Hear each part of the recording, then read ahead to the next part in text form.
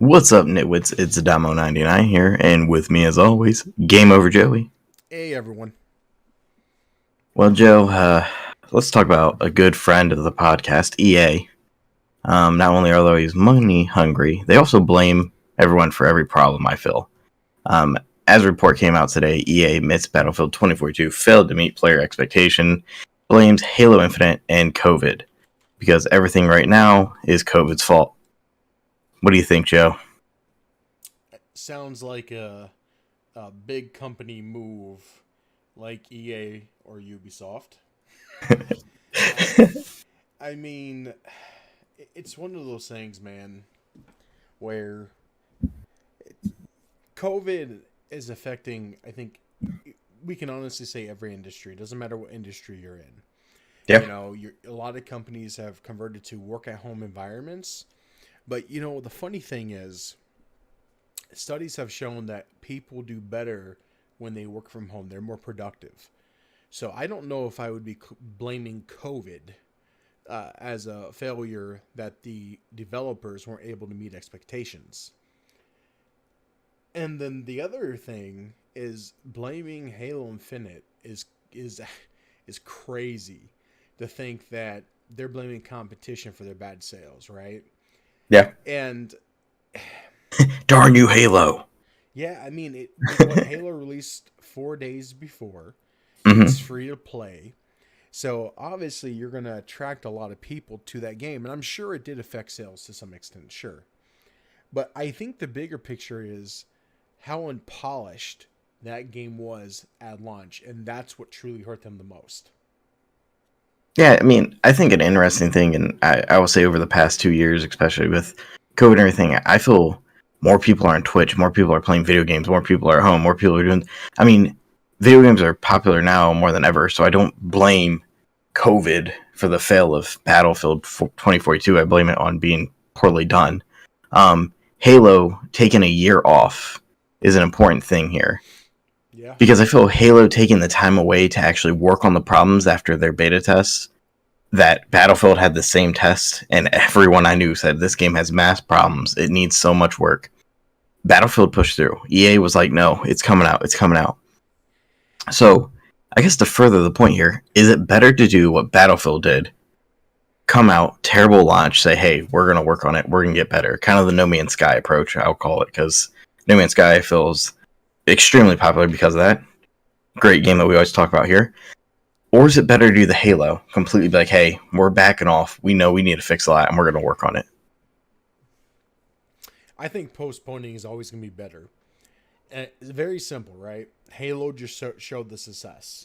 They Yeah. postponed and look at the player count when they launched. Look at the sales. It was the most successful Halo game. Um, I know there's a few other reasons for that. The gaming community has grown since Halo came about back in the early It's also 2000s. nostalgia for Halo. Yeah, as absolutely, man. And so when I think about it, it is definitely better to postpone. I mean, we can talk about Cyberpunk. Yeah. Cyberpunk is one of my favorite games. Okay, but it didn't affect me as much as it affected the console players. So I wasn't, salty at launch, but a lot of people were, and rightfully so, right? Mm-hmm. I was affected by Battlefield 2042. I played the beta, and the beta was very buggy, but I still liked the concept of, 64 versus 64, all out warfare. It was fun. And the game finally launches. I buy it, I'm playing it, and it's just so unpolished and full of bugs. It was very frustrating. I mean, they didn't have a damn leaderboard, Yeah. right? So you couldn't even look at your score Fast, card. maybe. Isn't that crazy in a competitive shooter? Um, but again, that was just one of the very, you could say minor, but in my opinion, big issues with the game. And in my eyes, if you're going to postpone a game's launch for a year or two to better the game, polish the game for a better consumer experience, that is the way they need to be focusing, are turning their focus versus releasing an unpolished product. Yeah. And it's happened time and time again from EA. It's funny. don't necessarily quote me on this. I can't remember where I heard it. I think it was on EA's earnings call though, and I think Don, we talked about this, where even EA CEO said DICE is used to fixing broken Battlefield games. Yes, he did. That So was a almost direct quote. yeah, so that being said, if you realize that as a constant trend, like Battlefield 5 was a flop at beginning, but now Hmm. Battlefield 5 is a phenomenal game. But it took years to get there, and it's just sad that this is the environment we live in for gaming. And it's astonishing to think that from I remember back in mid 2000s or early 2000s with PlayStation 2, Xbox, then 360, PS3, games came out and they were polished and they were great. And they always, worked well. And it's just now you have to have low expectations for games when they launch. It's crazy the difference on, time errors. So, I think there's also small studio versus large studio in this argument too, because for instance, Phasmophobia came out, and basically the players were like, "Hey, we need to work on this, we need to work on that." Grounded, another game that we love. I mean, those are two smaller, creations that I feel you have to put out, and you have to have the fan base be like, "Hey, let's work on this and go through it." But when you're a big major company, this is unacceptable.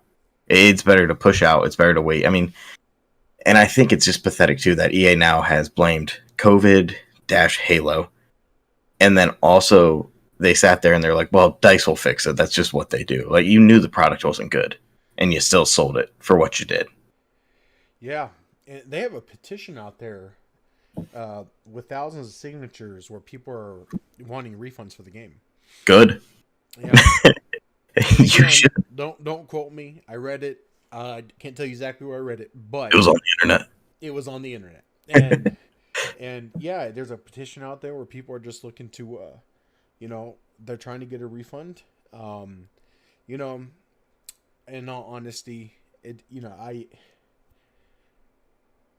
I if I had to rate the game today in the current state, it's probably about a 4 or 5 Yeah, out of 10. and that's a fair grade. It really is. Maybe a little generous at times. Yeah, I mean, because it still has some really good mechanics. I mean, Mhm. the shooting feels pretty good, with the assault rifles, sniping classes, whatever. But the game has a solid foundation. If they build upon that, they would have a really good game. And I'm sure they're going to fix everything. I'm sure it's going to be a great game, but it's going to take a while. And it just sucks that they actually ship the product in this shape. It's really unfortunate. But again, it's 2022. Did we expect any more from any large developer? Especially EA. I mean, yeah, man, they're just like, They'll probably charge you to get the update to fix the game. you know, we both love Ready Player One, and I always think of IOI when we Yeah, talk about EA or we talk about Ubisoft, because these massive companies who really are just a mega greedy. And I understand you're in a business, you're running a business, right? You need to be profitable to stay open. But the flip side to it, man, if you're not consumer focused, you're going to fail. And we've been talking a lot lately about mergers and purchases, etc. in the industry. I would not be shocked if EA, Ubisoft, or one of these other larger publishers get acquired eventually due to this type of content. yeah. I mean, fan bases they're loyal to an extent. I Yeah. mean, we've seen Call of Duty. They always sell, but fan bases die out quicker. I feel with more and more Call of Duties coming and coming and coming. And Battlefield is kind of the opposite, where they take time off. And in my mind, it's like, oh, they're taking time off. They're going to come out with a great game. It's going to be improved. It's going to be this. That. And every time, like Call of Duty is just so much better at launch. It's just ridiculous. Yeah. I don't know. Like it's just funny you compare the two because like that was the big thing was were you Battlefield or were you Call of Duty for the longest time. Yeah. And it's like, man, now you're sitting there and you look at it, you're like, geez, Louise, like, get out of here right now. I don't know, but Yeah. Yeah, and I also want to talk about this, which is kind of insane. I, it's it's kind of a transition from what we're talking about to an extent, but I just went ahead and Googled uh, Battlefield 2042 reviews, right? Hmm. Because I'm very curious, and you know, IGN, for example, I won't single out IGN. I'll just talk about Metacritic actually. Metacritic has it at 68 overall score Hmm. from these big outlets, and the average consensus across the board is a 6 or a 7. Okay, and then you have 29 mostly are positive reviews, 34 mixed, and 11 negative. But then when you look at the consumer review, it's at a 2.1. Right now, obviously that changes over time because new people are adding reviews to Metacritic every day, right? So as Yeah. of 10:47 p.m. Yeah. 2/17/2022, this is what it is. And I these outlets, how did they even score it as high as they did? I I'm really shocked that 20 outlets give it an 8 or higher. And then, Someone got paid off. isn't that crazy to think like that though? Like, It's sad um, that that's the first mindset that I have. yeah, Like, this game's so bad. How did it get a good score? yeah, and that's how I feel, man. I agree with you. And that's the reason I pulled it up because I'm looking through these reviews right now. And, we both are on gaming websites all the time, IGN, Game Informer, and reading what they have to say about stuff. And you know, it's just crazy to think that a lot of these bigger outlets really scored this game decently when it shouldn't have gotten these scores. And I mean, like, this is gonna be a bad comparison, but it's hilarious to me that we've talked before Summer of '58 and how people played it real quick and they demand the refund, and then like the rating just got bombed. Yeah. There's no difference to me. Like, people are probably bombing Battlefield, but I don't know if it pays, whatever, if there are people that just really love it. But there's no way this game is actually a 68% anything. Sorry. That is being way too generous to this game. Mm-hmm. So that's just my opinion, but I just think it's insane. Yeah, it definitely is, man. And oh, the trailers, man, made this game look absolutely phenomenal. I know they're supposed to, Yeah. right? But I remember when these trailers were first launched. I mean, we were all geeked for this. You know, Hmm. world disasters such as tornadoes were happening, weather, and the combat looked amazing, like Battlefield. It gave you that feeling of, man, this is hectic.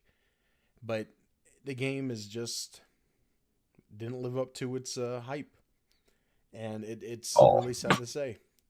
I mean, again, going back to Cyberpunk, they just released their 1.5 update, and it's doing phenomenal.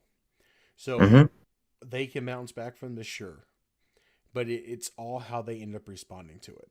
Yeah. CD Project Red. The reason why they're always going to have a special place in my heart is not just because I'm a huge fan of their games, but mainly because when their game launched and it was in this poor condition as it was, they were accepting refunds for the longest time on the consoles and PC because they wanted to do right by the consumer to win your trust back. And that really, really, really showed us that they care.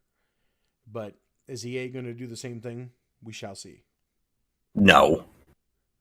Also, it's funny. I don't even think EA as Battlefield or even like war games. I only think EA is sports games. So I maybe they just put back Battlefield on the back burner. We're like, man, whatever. You know, it's just disappointing that this game was this bad Yeah. in I a mean, in a market of first person shooters that we needed a good one. I feel, but no, no, you're right. Because we haven't had a good first person shooter in a while. I mean, there's a reason Fortnite is still dominating battle royale, and battle royales are so big in my opinion, and this is one of the reasons why. I wouldn't say Fortnite necessarily dominating because you have Warzone that's doing the Well, same in I'm just Apex. saying battle royales, I guess, Yeah. would be the correct. Yeah, because like there's such solid gameplay there for those three specific battle royales, and even PUBG. PUBG has been around for a long time and really is the father of battle royales, and it literally still has a million plus player base because they do it right, and it's just sad. It really is. I'm lost for words. No, I think it's a good way to end this. Is it's a loss for words that a company this big with this much money would deliver something so poorly, and it's disappointing. But hey, that just makes more room for smaller developers to come through and push through, and use the community the way you should, and listen to the feedback that they give you throughout the process. Unlike these major ones are doing, and just giving us not ready games. Here's the advice from Nitwits: do better and be better. Do the best of someone better than you. Yeah, that's it. That's it. That's it. Like, subscribe. Tell us we're awesome. All right, nitwits. Stay classy. Have fun. And Joe? Peace, love, and chicken grease.